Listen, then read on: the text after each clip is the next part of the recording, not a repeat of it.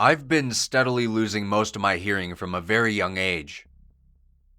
I learned to talk and can still interact with people if I'm wearing hearing aids, but if I leave them out, I'm totally deaf.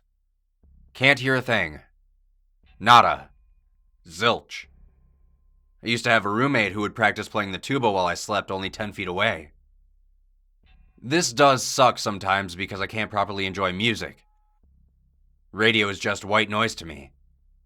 And it's hard to hold down a job when your customers keep getting frustrated at your poor communication skills. But usually I don't mind it. I've always been the type who enjoys peace and quiet, so when I'm home, I can take my hearing aids out and relax in total silence. As you may have gathered from the title, the problem with this is it's impossible for me to tell if that silence is empty or not. I first started suspecting that something may be wrong the first time I had a woman over at my new house. It was a nice, medium-sized dwelling in a small town that I inherited from my grandfather. I was in the bedroom and things were getting pretty hot and heavy between me and the young woman when she suddenly stopped and motioned for me to put my hearing aids in, which I did. She was scared when she spoke to me. She said she heard something downstairs and asked me if I could go check. Truth be told, I was more than happy to stay there behind a locked door. I may be deaf, but I'm not dumb. I've seen plenty of horror movies, and we all know what happens to one who goes off on their own to investigate a strange noise. Unfortunately for my well-being, my secondary brain was in charge then, and it knew I wasn't getting any if I didn't go check things out. I crept downstairs silently. Well, I think it was silent anyways. There was no one in the living room or kitchen, and none of the doors or windows were open. Before I could finish investigating, my date flew downstairs and ran out of the front door before I could even register what had happened. She never did return any of my texts, and I haven't seen her since. A smarter man than me would have noped the hell out of there once that happened.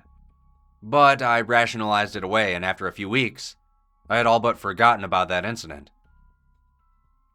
The next big red flag came one day when I was playing Star Wars: The Old Republic on my computer in the living room, when two police officers suddenly kicked in my door and pointed their guns at me. I didn't have my hearing aids in, so I sort of froze there until one of them cuffed me, and the other went upstairs. When he came back, they spoke to each other briefly and started asking me questions which I couldn't understand. It took a while, but I finally convinced them to uncuff me so I could put my hearing aids back in. What they told me after I got them in chills me to this day. Apparently, my neighbors heard screaming coming from my house and called 911. When those two officers arrived, they too heard screaming themselves and kicked in my door. The one who searched the house found no sign of anyone else being there. Since they had nothing on me, they eventually did just leave. Albeit with a warning to keep my video game turned down. It was on mute, by the way. That was when I actually started getting scared. I decided to leave my hearing aids in from now on. 3 days later, while I was making myself a nutritious dinner of ramen noodles, it finally happened. I heard footsteps upstairs. It sounded like someone was running back and forth between the rooms. Even then, I tried to rationalize it again. I told myself it was probably the house making sounds. I was always reading in books that houses made noise, so it was probably normal house sounds that I never noticed before on account of being deaf. Then the toilet flushed, and I heard more running footsteps. Damn. Never read anything about self-flushing toilets in the house.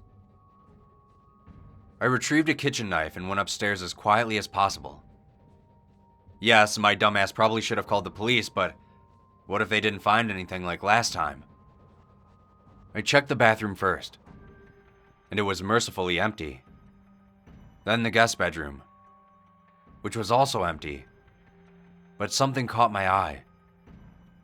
There's a large dresser with a mirror on top of it in the guest room. It reaches almost to the ceiling. I never paid much attention to it before, but something about it today seemed off. When I drew closer, it became clear what was wrong. The dresser was sitting on a slight angle. I'd never noticed before, but there were wheels underneath it, and it made almost no noise when I pulled it away from the wall, to reveal a large hole that opened up a room I never knew existed. Inside the room was a pile of old, ratty blankets with a noticeable dent in the middle of them, almost like a nest. Candy bar wrappers, empty potato chip bags, and open cans were strewn across the floor around the pile of blankets. There was a rusty old fillet knife in the corner, like the kind my grandfather used to own by the dozen. As you can imagine, I decided that the best course of action was to leave as quickly as possible.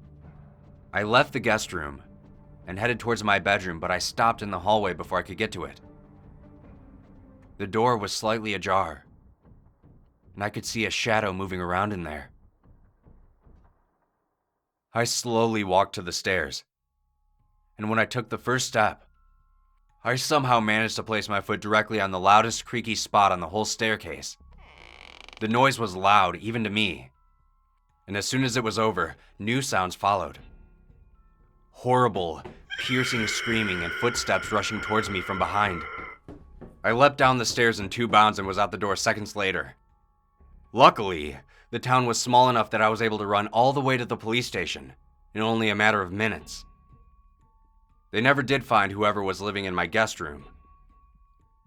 I've all but given up hope on finding a buyer for this place because sure as shit I'm not living there anymore. I guess the moral of this story is always wear your hearing aids, people.